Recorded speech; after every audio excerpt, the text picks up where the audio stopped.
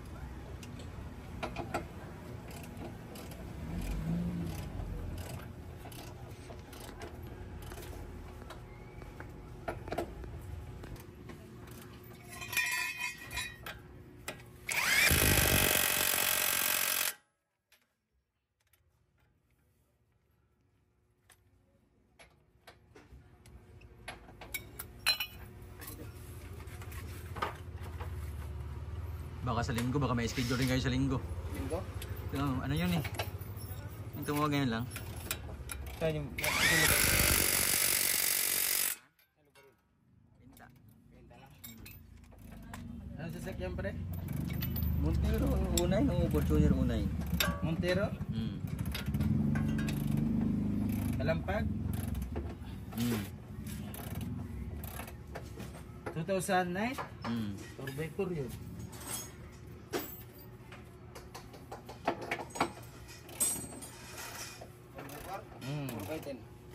Ha?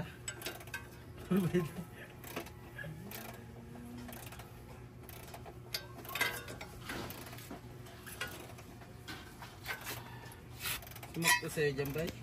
Alin? Yung kuhan? Pre. Dito ang layo. Unahin mo kasi yung ano. Dito. Oo nga, yun nga. Sus.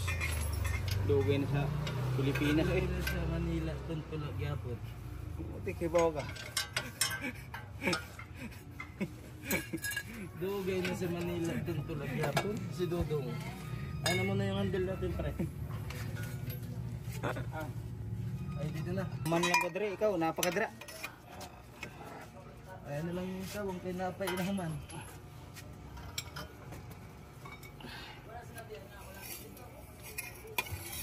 Hanga sa singit eh. Ha? Hanga yung singit. Hiligaghang? Oh, ito ng pagkain. Gusto ko manghang. Yan lang. Ha? Gusto ko lagi kahit anong kinakain ko may sili. Pare. Oo, rin dito kita sugo ba? Gusto rin manghang? Bay. Ha? Sugo niya ida kay anghang. Banya ko din haip na yan.